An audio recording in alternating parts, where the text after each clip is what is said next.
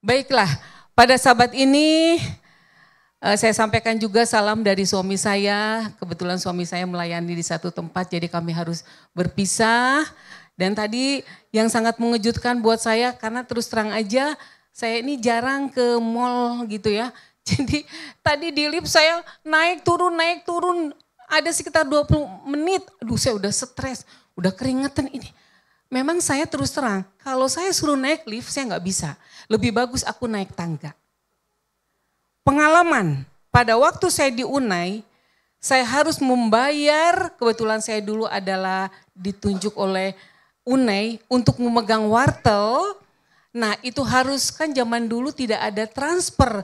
Dengan membawa uang di kresek harus ke membayar pulsa pembayaran dari wartel ke Telkom.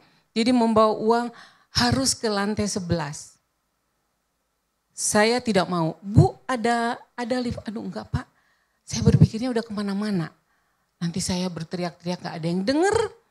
Akhirnya saya naik tangga, itu pengalaman saya. Jadi tadi saya ngebayangin, aduh ini kemana ya. Padahal lantai 6, ternyata kesalahan dari saya beda itu Bu, beda gedung. Nah, beda gedung, itu kesalahan saya. Jadi saya bayangkan Casablanca, oh itu mall yang itu ya. Jadi saya bilang sama Grab, nanti saya turun di Casablanca ya. Udah, saya tanya ke security, oh ke sana dengan ramahnya. Oh silakan Bu masuk. Saya ke lantai 6, ya Ibu ke lantai 2 dulu. Makasih. Ke lantai 2 dulu, bolak-balik.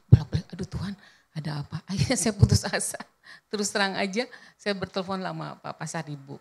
Oh ternyata kesalahan ada di saya ya. Jadi saya dari Casablanca, saya keluar, saya berjalan kaki, saya tanya berapa meter? Hanya 300 meter saja. Keluarlah saya, tapi Ibu bagaimana Ibu mau jalan kaki? Oh nggak apa-apa, saya punya kaki 2 bisa Pak. Soalnya kalau naik itu bullbird, muter-muter gitu ya. Jadi aduh wasting time banget, memakan waktu yang sangat banyak. Akhirnya saya jalan kaki dengan penuh sukacita. Sampai di sini aman, puji Tuhan. Makanya tadi Pak Tulis bilang bagaimana saya tulis aman huruf besar semua. Saya sudah sampai di sini. Baiklah, pada sahabat ini kita mengingat ada perayaan khusus Bakti Wanita Advent, yaitu penekanan Bakti Wanita Advent ya. Dengan judul Biji Matanya.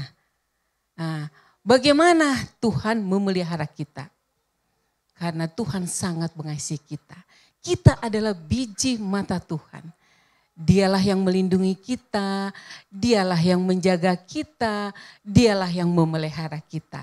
Tetapi pada sahabat ini mungkin untuk hari penekanan Bakti Wanita Advent, saya rasa nanti ada salah satu atau ibu pendetanya atau dari koordinator Bakti Wanita Advent di sini yang sudah mempersiapkan untuk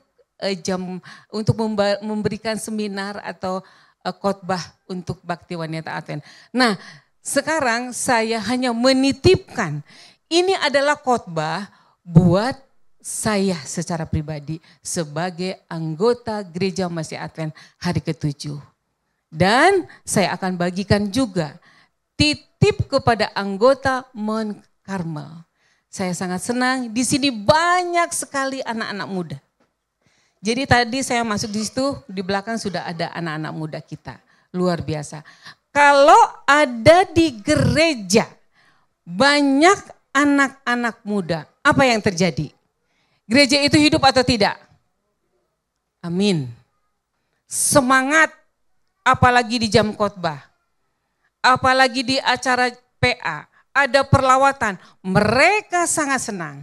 Itulah kita sangat membutuhkan anak-anak muda di pelayanan ini. Kita mendengar kabar-kabar yang tidak enak di negara tetangga kita. Bagaimana peranan anak-anak muda? Dikatakan, boleh nanti dilihat di Google ya. Jadi ada berapa persen itu anak-anak muda meninggalkan gereja. Kita sebagai orang tua miris ya, kita menangis. Kenapa anak-anak muda itu tidak betah ada di dalam gereja? Saudaraku yang terkasih dalam Tuhan, mereka perlu kita. Rangkul mereka sebagai anak-anak kita. Saya sangat senang bergaul dengan anak-anak muda. Kebetulan saya waktu itu di kantor Uni pernah menjadi sekretaris pemuda Advent. Banyak sekali anak-anak muda datang. Pada waktu itu pimpinan kami adalah Pendeta Roni Wenas. Jadi kami sering kontak dengan anak-anak muda. Anak-anak muda itu mempunyai ide yang brilian. Amin. Mereka mempunyai ide yang sangat baik. Kita sangat membutuhkan mereka. Karena untuk membentuk generasi-generasi yang akan tinggal di dalam gereja. Pegang mereka kuat. Pegang dan rangkul mereka. Mereka adalah bibit kita. Meneruskan perjalanannya untuk kemajuan dari gereja kita. Amin. Kalau saya ini kurang keras amin ya. Amin. Amin. Puji Tuhan. Malaikat di surga mendengar. Amin. Kami sangat membutuhkan anak-anak muda. Baiklah, sebelum saya akan membagikan firman untuk saya dan para jemaat di Mount Carmel ini, terlebih dahulu kita akan berdoa. Bapa yang sangat baik, Bapa yang berkuasa di dalam kerajaan surga. Kami yakin bahwa Engkau sudah hadir di tengah kami. Urapi masing-masing kami dengan kuasa dan tuntunan daripada Tuhan di dalam membagikan firman ini. Di dalam nama Yesus kami berdoa. Amin. Saya selalu berjalan dari satu tempat ke tempat yang lain, bukan hanya di Jakarta saja, tetapi saya mempunyai tugas harus pergi mengelilingi tidak semua Sumatera. Harus berjalan Sumatera Utara, Sumatera Tengah, Sumatera Selatan, Kalimantan Barat, Kalimantan Timur, Kupang, dan kemana-mana. Jadi saya menitipkan misi dari Gereja Masih Advent hari ke-7. Ya, ini untuk kita semua. Misi Gereja Masih Advent hari ke-7 untuk memanggil semua orang menjadi murid Yesus Kristus. Memberitakan Injil kekal pekabaran 3 malaikat yang terdapat di dalam buku Wahyu pasal 14 ayat 6 sampai dengan 12 dan mempersiapkan dunia bagi kedatangan Kristus kembali yang tidak lama lagi. Oke, slide ini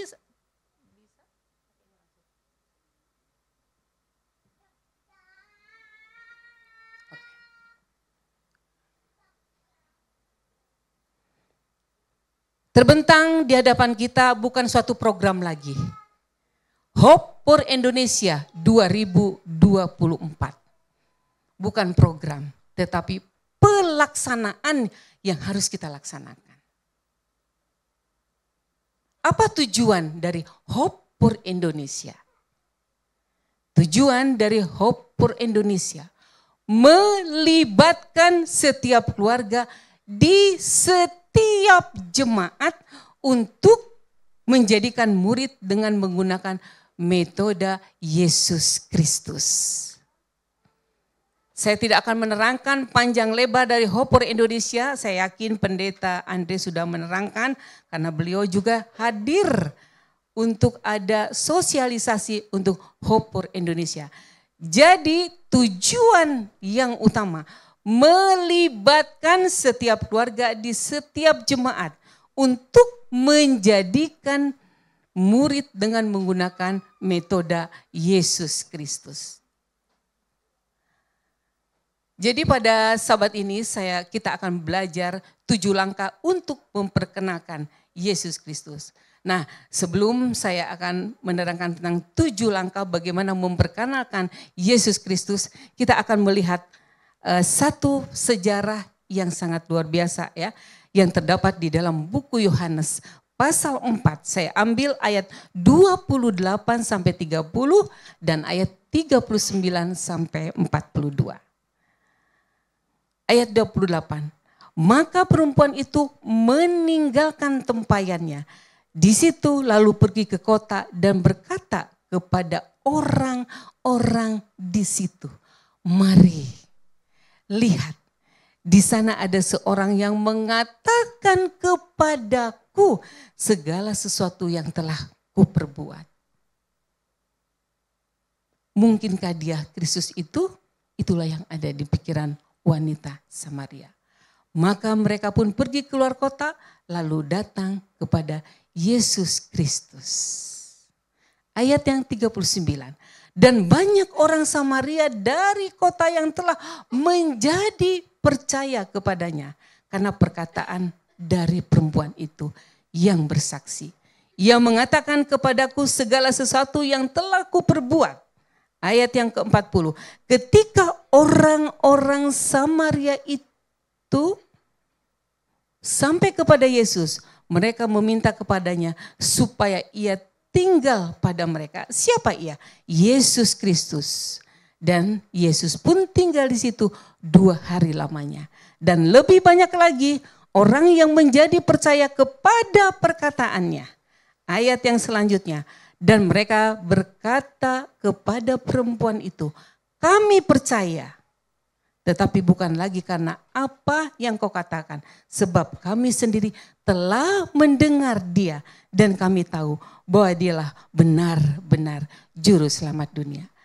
Kita mengetahui semua bagaimana latar belakang perempuan Samaria ini. Saya yakin sudah paham. Jadi saya tidak akan uraikan panjang lebar. Saya sangat senang dengan buku di dalam Yohanes pasal 4. Bagaimana perempuan Samaria ini dipanggil oleh Tuhan. Siapakah dia? Apakah dia orang pandai?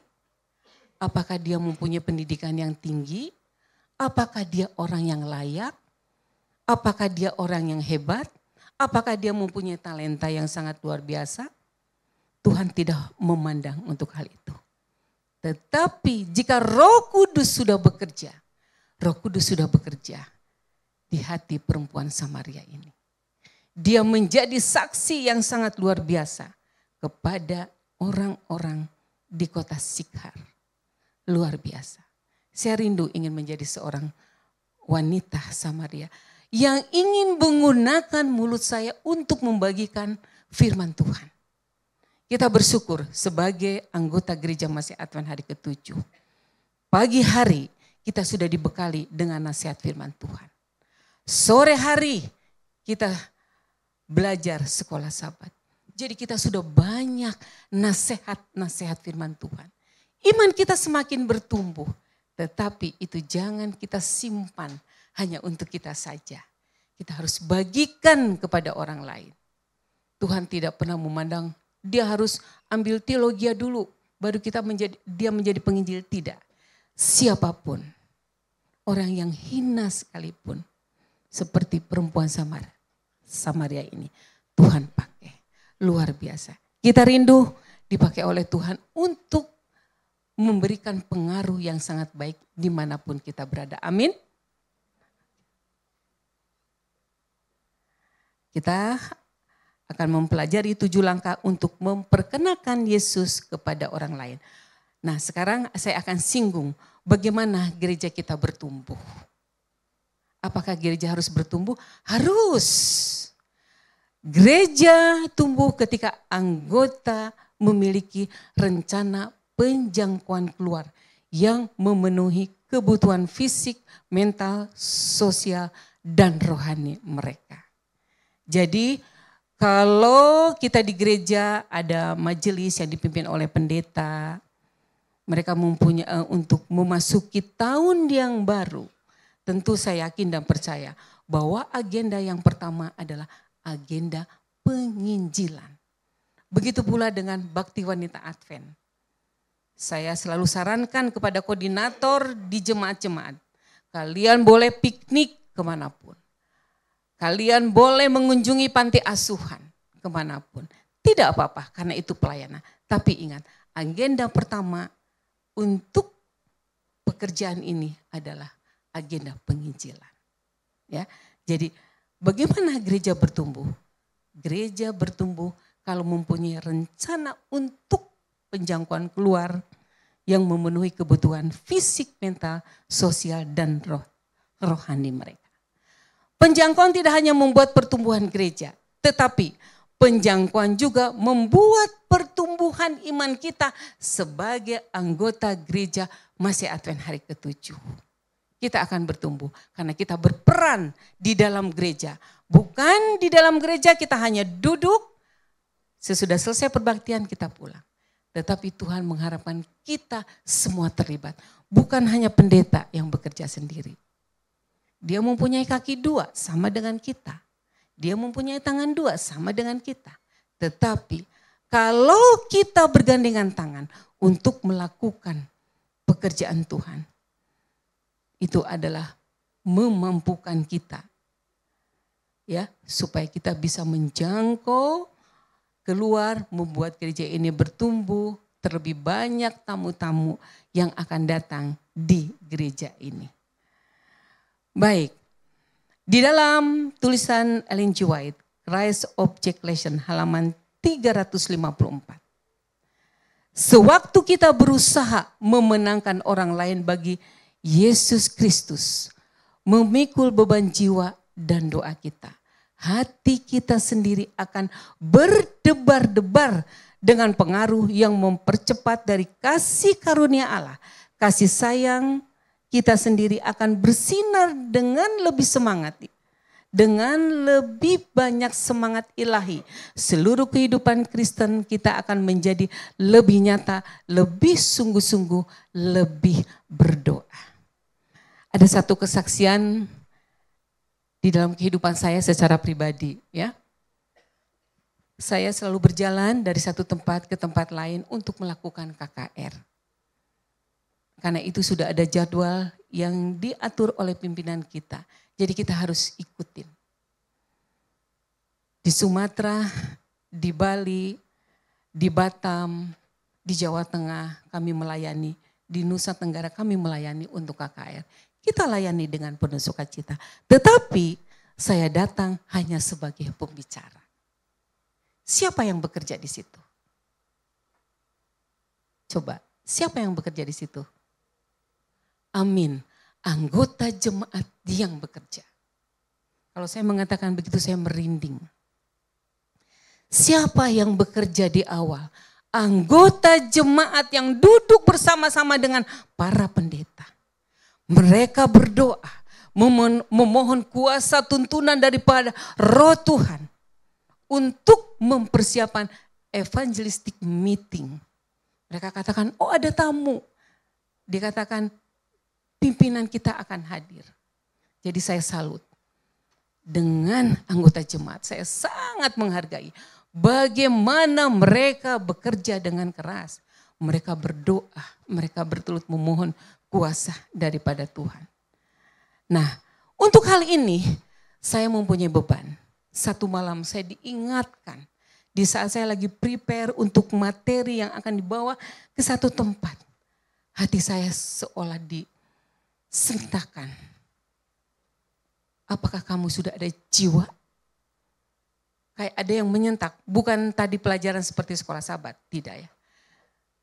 Jadi kayak ada yang mengingatkan. Apa yang sudah kamu beri sama Tuhan tahun ini? Jiwa. Saya tersadar di situ. Itu jam 9.30 malam. Saya masih prepare. Saya bilang, Tuhan, jika kami ada salah, kami mohon ampun. Kami selalu berjalan dari satu tempat ke tempat lain. Siapa yang melakukan semua itu? Anggota gereja Masih Advent hari 7. Mereka betul-betul mempersiapkan untuk KKR. Kami datang hanya sebagai pembicara. Menginformasikan, mereview kembali akan firman Tuhan. Hanya itu yang kita sampaikan. Tetapi yang berjalan dari pelosok-pelosok, ketuk pintu, kadang mungkin ada yang menolak orang yang belajar Alkitab. Itu adalah semua anggota jemaat. Jadi pada saat itu saya bangunkan suami saya. Dia karena sudah lelah, saya bilang ayo kita berdoa. Oh jam berapa ini? Karena kami ada waktu untuk berdoa. Jam berapa? Udah jam 9:30 lebih, mari kita berdoa. Ada sesuatu yang harus kita sampaikan, saya bilang. Sekarang Tuhan lagi tunggu, saya bilang. Oh ya, Akhirnya kami bertelut. Memang kami di situ menangis. Tuhan, sudah tahun 2022, sudah hampir memasuki akhir dari 2022. Sudah bulan Juni. Belum ada jiwa yang kami kasihkan dari keluarga kami. Kami menangis. Tuhan tunjukkan. Kami terus berdoa kepada Tuhan. Besoknya kami berdoa lagi, terus berdoa. Bahkan saya berpuasa. Tuhan, saya mau izinkanlah kami memberikan jiwa kepada Tuhan untuk tahun 2022. Terus berdoa 3 minggu, tidak ada jawaban. Tidak ada jawaban, tapi saya tidak berhenti. Satu kali, saya lagi di kantor, baru selesai meeting dengan pimpinan dari divisi. Telepon berdering. Dan saya maaf, kalau tidak ada nama saya tidak berani untuk mengangkat telepon. Apalagi nanti yang bertelepon itu orang asuransi. Ya maaf, bukan merendahkan asuransi. Saya nggak paham tentang asuransi. Ya, terus ini, saya nggak pick up itu, saya nggak angkat itu telepon itu. Terus kering. Siapa, aduh kalau asuransi. Jadi kadang-kadang mungkin kita nggak sengaja berbohong, aduh kami udah nggak butuh. Saya bilang, ya begitulah ya kepada asuransi itu. Akhirnya saya bilang, aduh ada apa ini? Kayaknya ini urgent sekali ini orang bertelepon. Akhirnya saya angkat, tapi nada saya, selamat siang. Tahu dong orang itu juga bahwa saya nggak senyum. Coba kalau senyum angkat telepon, halo, nadanya juga enak. Kalau selamat siang, wah si ibu ini kayaknya nggak siap deh terima telepon saya. Kita bisa tahu ya, kalau kita menerima telepon, apakah kita sedang enak atau apakah kita lagi nggak enak itu kelihatan oleh orang yang bertelepon. Betul nggak? Nah, akhirnya dibilang gini, halo tante selamat siang. Iya ini siapa ya? Aku bilang, tante belum kenal siapa saya. Katanya, loh jadi kamu siapa? Tahu nomor telepon saya dari siapa? Kebetulan ada orang yang kasih tahu nomor tante. Jadi saya kontak langsung dengan tante. Saya adalah dari gereja yang lain, saya ingin bertemu. Saya bilang, oh boleh dengan senang hati saya bilang. Namamu siapa? Akhirnya dia sebutkan begini. Oh, oke, baik. Kita bertemu secara online atau offline. Ya sekarang hebat ya teknologi kita ini. Jadi kita tidak usah repot. Kita bisa bertemu secara online. Akhirnya boleh kita ketemu. Dia menawarkan malam ini. Kebetulan saya ada jadwal untuk bicara.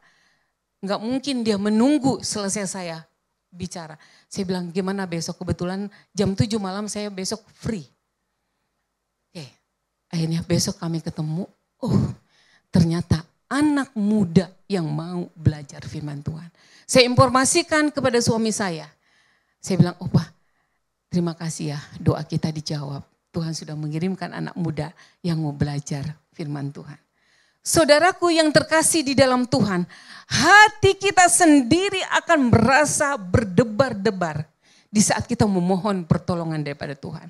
Bahkan kita menangis, kita memohon tolong Tuhan, kirimkanlah. Tuhan kita adalah Tuhan yang maha baik, Dia mendengar keluh kesah kita, kebutuhan kita, apa yang kamu butuhkan saat ini. Mungkin di saat-saat lalu saya tidak membutuhkan untuk pertolongan Tuhan, untuk dikirimkan jiwa. Tetapi disentakan pada malam itu. Akhirnya, puji Tuhan. Ada KKR wilayah 12 dan 15. Jadi saya transfer anak ini, bukan kami, bukan pendeta Cakar yang membaptis. Sudah kami belajar rutin KPA, kami transferlah ke pendeta Jora Mutagaol. Pak Pendeta silakan untuk dibaptis. Loh ini sudah belajar, aman. Kalau enggak nanti dikuatkan lagi. Puji Tuhan. Oleh karena doa yang sungguh-sungguh. Tuhan mengirimkan jiwa jika kita minta. Amin. Ini bukan kesombongan tetapi ini kesaksian yang nyata. Memang Tuhan mengatakan di dalam buku Yohanes. Sampai saat ini kamu belum pernah meminta apa-apa. Saya sadari untuk hal itu. Sampai saat ini kamu belum meminta apa-apa. Puji Tuhan. Oleh karena tuntunan Tuhan, Tuhan mengirimkan. Di tahun 2024, itu 2023, sekarang memasuki 2024. Puji Tuhan. Dengan Hopor Indonesia, satu keluarga menuntun satu jiwa dan membuka KPA di rumahnya. Kami di kantor ada KPA. Saya suka bingung, aduh ini bagaimana mengatur waktunya. Di kantor ada buka KPA, sementara kita di setiap keluarga kami di kantor harus ada jiwa yang untuk dipersembahkan buat Tuhan untuk membuka KPA di keluarga. Puji Tuhan, kami mempunyai KPA 2. Yang satu, kebetulan tamu kami ada dari Australia. Dia jauh, luar biasa. Puji Tuhan. Ya, itu kami satu KPA dengan Pak Dolok. Jadi tamu ini rutin untuk belajar Alkitab. Seorang ibu dan dia undang juga, dia tinggal di Australia. Dan kami ada juga KPA kami, orang-orang kantor. Dan tamu-tamunya bukan hanya dari Jakarta. Saya panggil dari Nias, saya panggil dari Cirebon. Nah, sesudah mereka paham, saya informasikan kepada pendeta yang ada di sana, tolong bahwa dia sudah siap untuk dibaptis. Jadi kalau pekerjaan Tuhan sudah dititipkan kepada kita, Tuhan akan mampukan dengan urapan Roh Kudus Tuhan. Amin. Baik, sekarang kita akan masuk ke 7 langkah untuk memperkenalkan Yesus Kristus. Kita secara cepat doa. Apakah 7 langkah untuk memperkenalkan Yesus kita perlu doa? Saya rasa perlu. Tiada doa kita tidak ada kuasa. Ini doa berantai. Saya pernah berdoa bersama-sama doa berantai dengan pendeta Andre di doa berantai 247. Ya, ini memakan waktu yang sangat panjang, tetapi dibagi oleh pimpinan bahwa 20 menit atau menggunakan waktu 1 jam. Ini dilaksanakan dari tahun 2023 pada tanggal 1 Oktober dan sampai sekarang masih terus berjalan. Doa itu sangat penting. Doa perantaraan, Kolose 4 ayat 2 sampai dengan 6. Bertekunlah dalam doa dan pada waktu itu berjaga-jagalah sambil mengucapkan syukur. Berdoa juga untuk kami supaya Allah membuka pintu untuk pemberitaan kami. Sehingga kami dapat berbicara tentang rahasia Yesus yang karenanya aku dipenjarakan. Dengan demikian aku dapat menyatakannya sebagaimana seharusnya. Hiduplah dengan penuh hikmat terhadap orang-orang luar.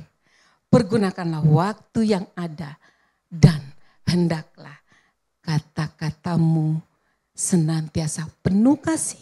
Jangan hambar sehingga kamu tahu bagaimana kamu harus memberi jawab kepada setiap orang. Ya, luar biasa firman Tuhan ini.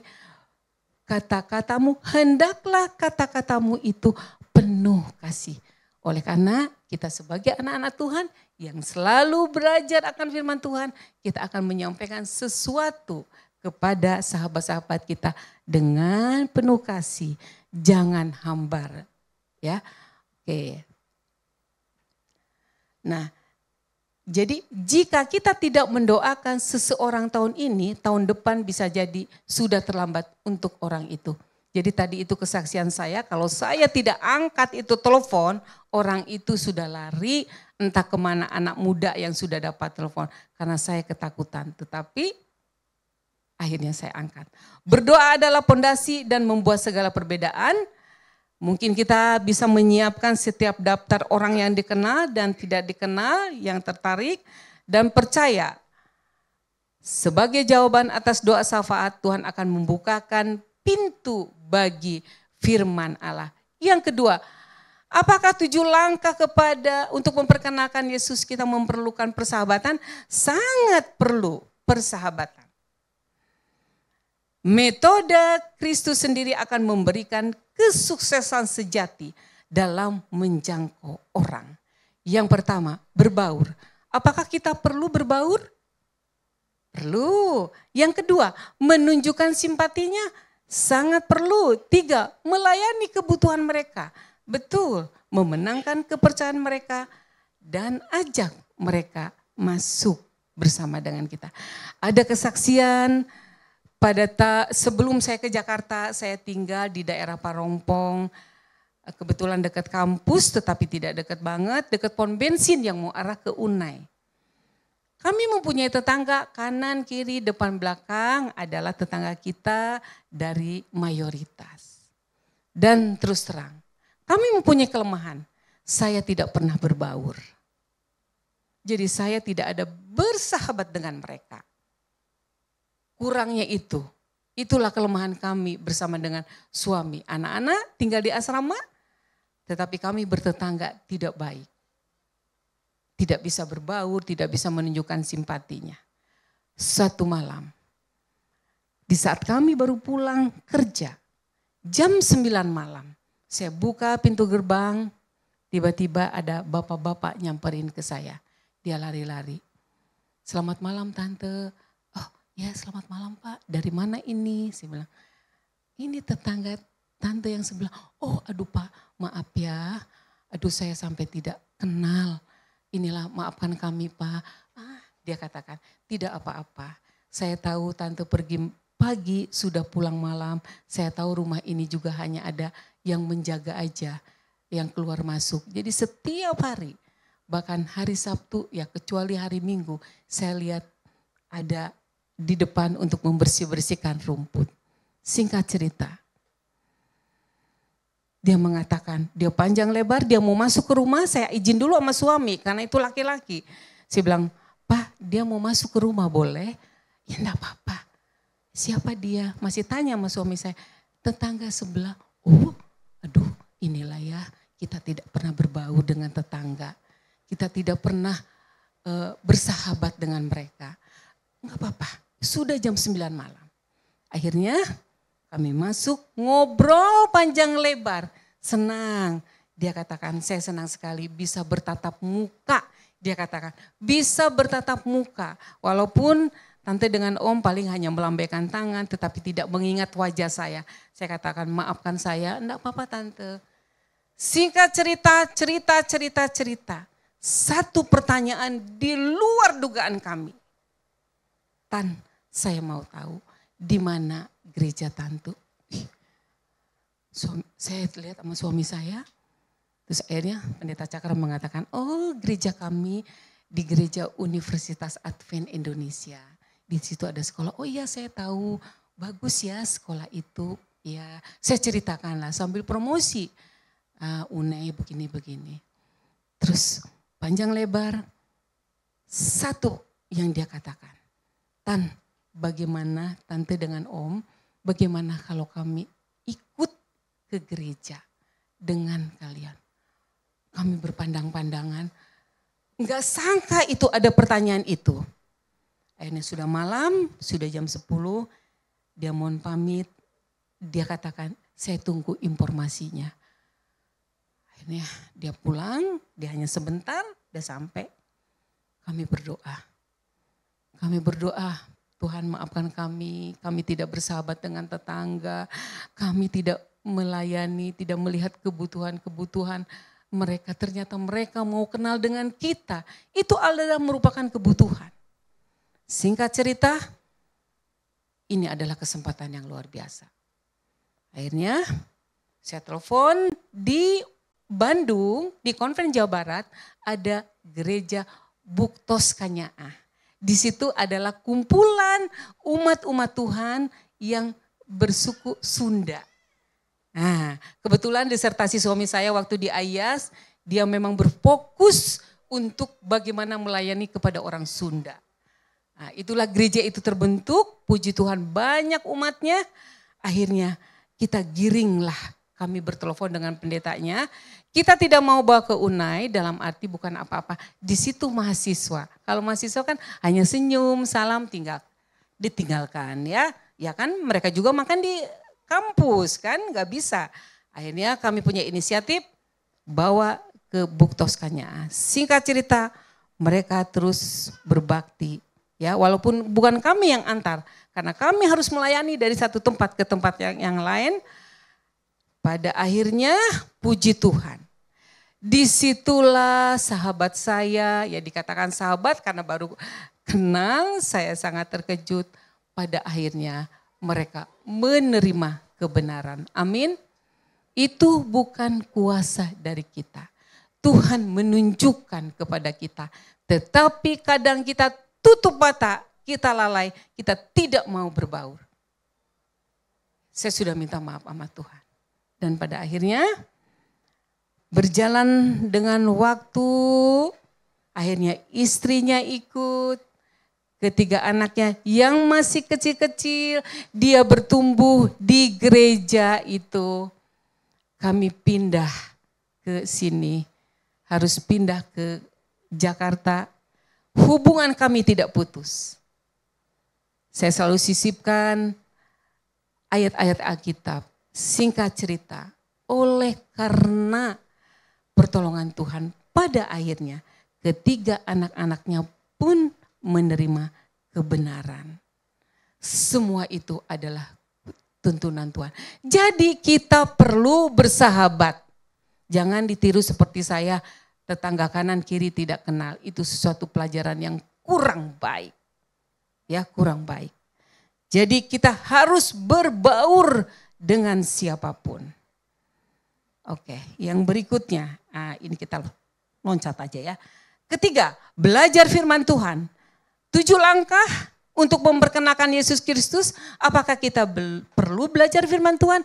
Sangat perlu belajar firman Tuhan. Di dalam buku Evangelism halaman 410. Sangat sulit untuk mendapatkan dukungan dari orang-orang. Satu-satunya cara yang kita temukan untuk berhasil adalah mengadakan pembacaan Alkitab. Dan dengan cara ini minat dimulai dengan 1 atau 2 atau 3. Kemudian ini mengunjungi orang lain dan mencoba memenangkan mereka. Ya, jadi perlu belajar firman Tuhan. Ya, pendekatan atau berikan kesaksian pribadi tentang kekuatan Alkitab dalam hidup kita. Kalau kita dengan setia membaca firman Tuhan, kita ada hubungan pribadi dengan Tuhan. Jadi kita juga ceritakan apa manfaat dari membaca Alkitab. Kita berikan kesaksian kepada mereka.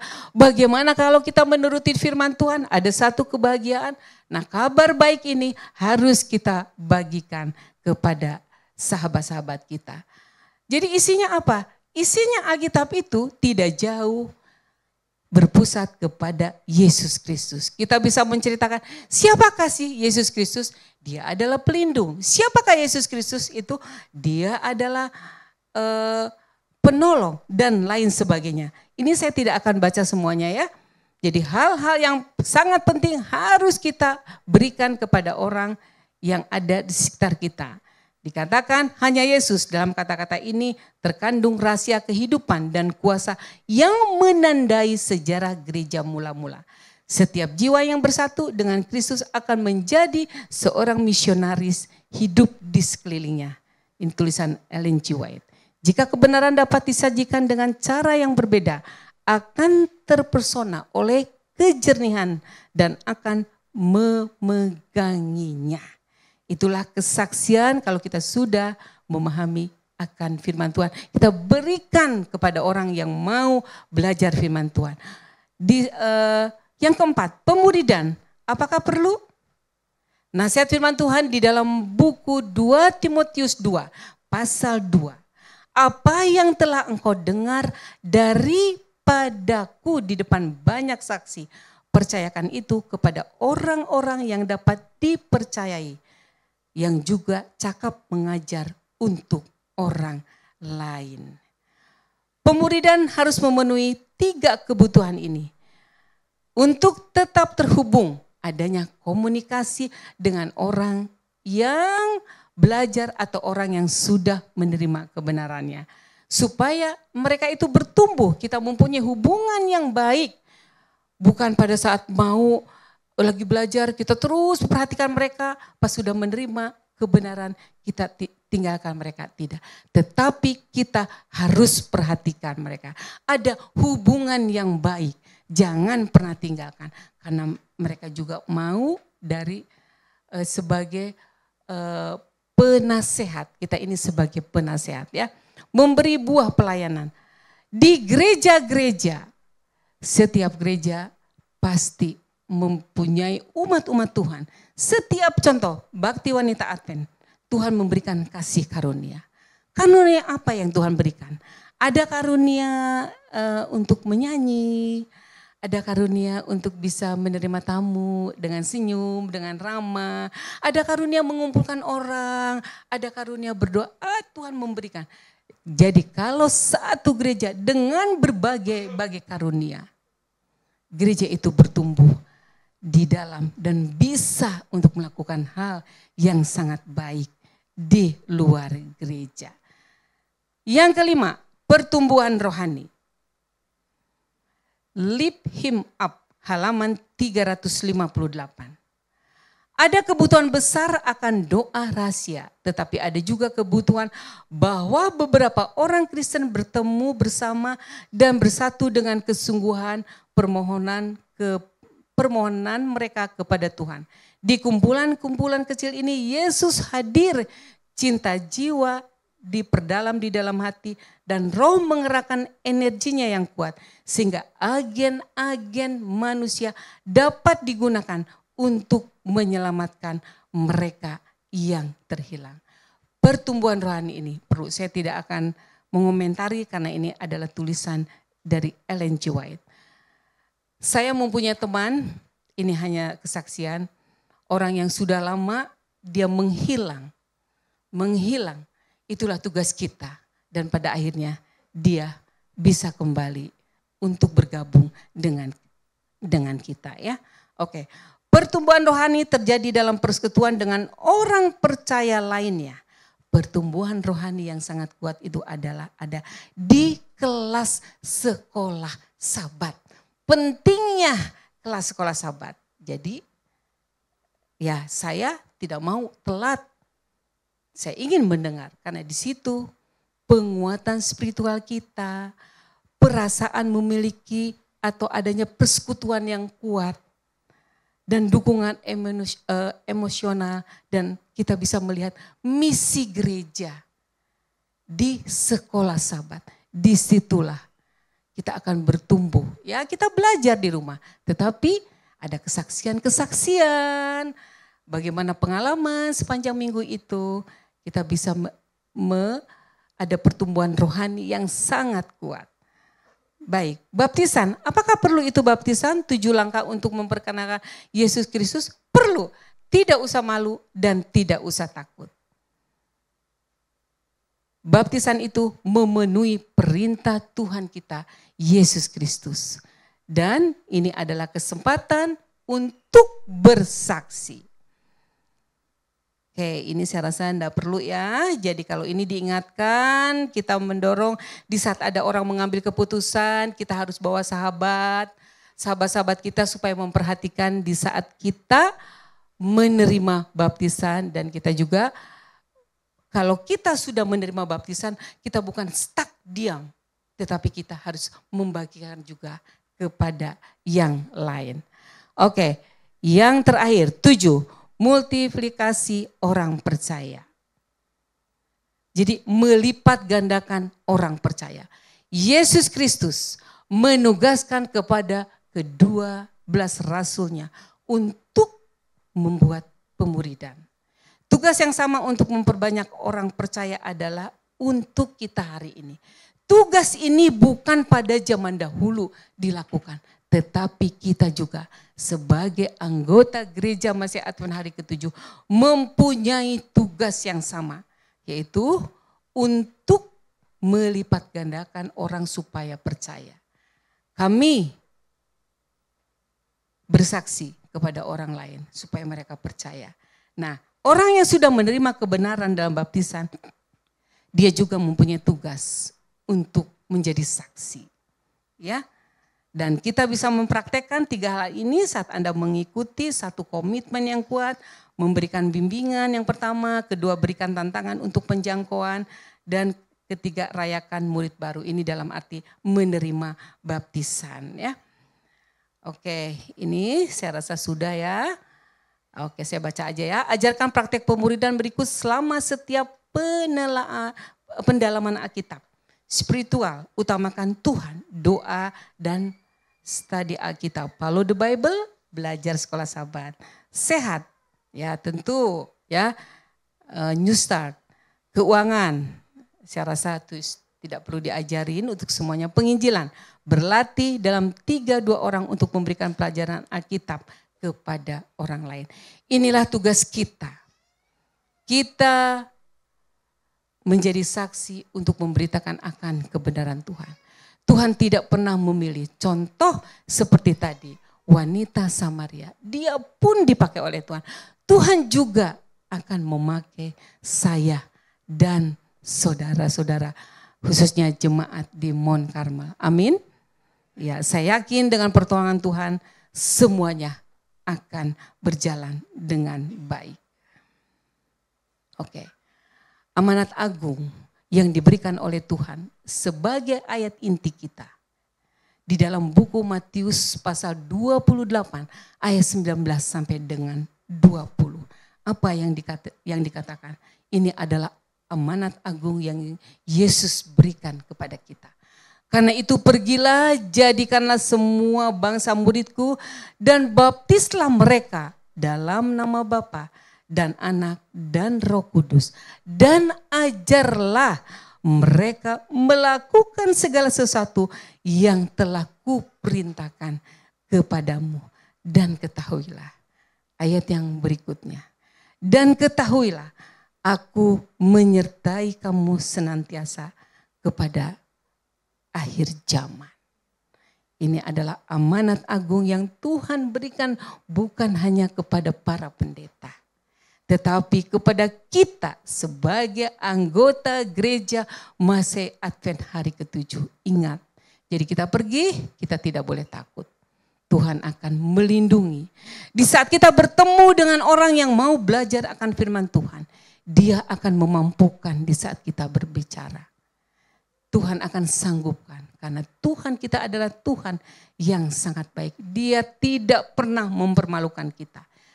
Kita akan dimampukan, kita akan dituntun oleh Roh Kudus Tuhan. Kembali lagi di Hope for Indonesia.